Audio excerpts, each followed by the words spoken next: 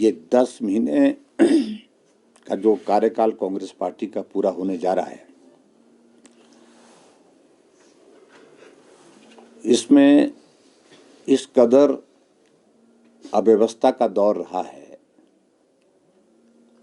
आप देखिए, डीजल में कीमतों में इंक्रीज किया, बिजली सस्ती करने की बात कही और इंडस्ट्रियल सेक्टर के लिए बिजली महंगी हो गई, सीमेंट की कीमतें 2 बार बढ़ गई।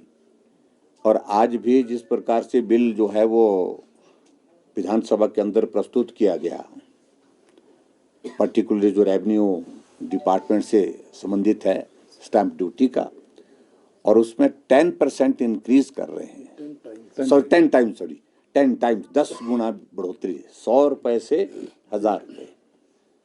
तो आप कल्पना कर सकते हैं इस प्रकार की सरकार की जो कार्य प्रणाली, जो गरीब लोगों के लिए बोझ बनती जा रही है।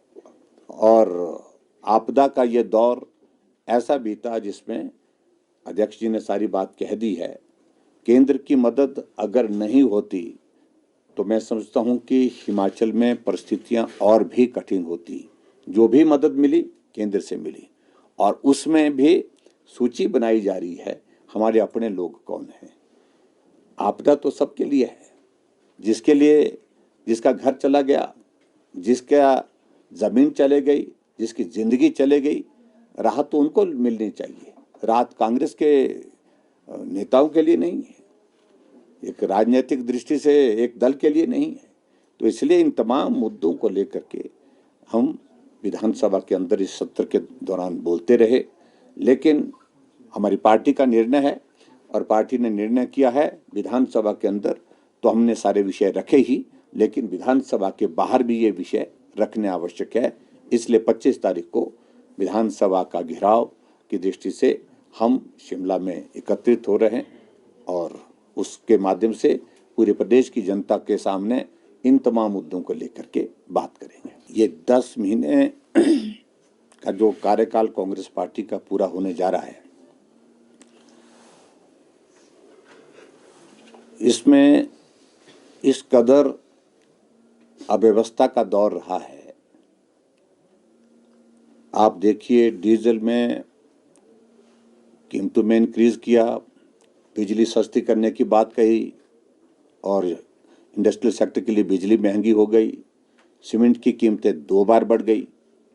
और आज भी जिस प्रकार से बिल जो है वो विधानसभा के अंदर प्रस्तुत किया गया, पर्टिकुलरली जो रेवेन्यू डिपार्टमेंट से संबंधित है, स्टैंप ड्यूटी का, और उसमें 10% इंक्रीज कर रहे हैं।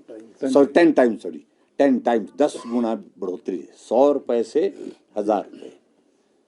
तो आप कल्पना कर सकते हैं इस प्रकार की सरकार की जो कार्य प्रणाली, जो गरीब लोगों के लिए बोझ बनती जा रही है।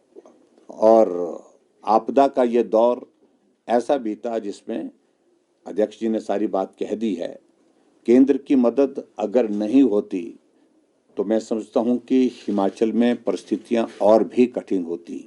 जो भी मदद मिली केंद्र से मिली, और उसमें भी सूची बनाई जा रही है हमारे अपने लोग कौन हैं।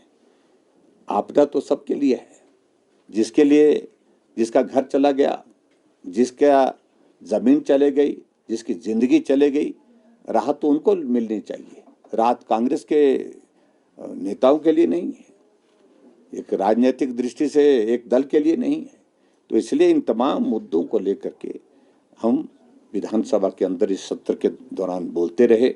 लेकिन हमारी पार्टी का निर्णय है और पार्टी ने निर्णय किया है विधानसभा के अंदर तो हमने सारे विषय रखे ही, लेकिन विधानसभा के बाहर भी ये विषय रखने आवश्यक है।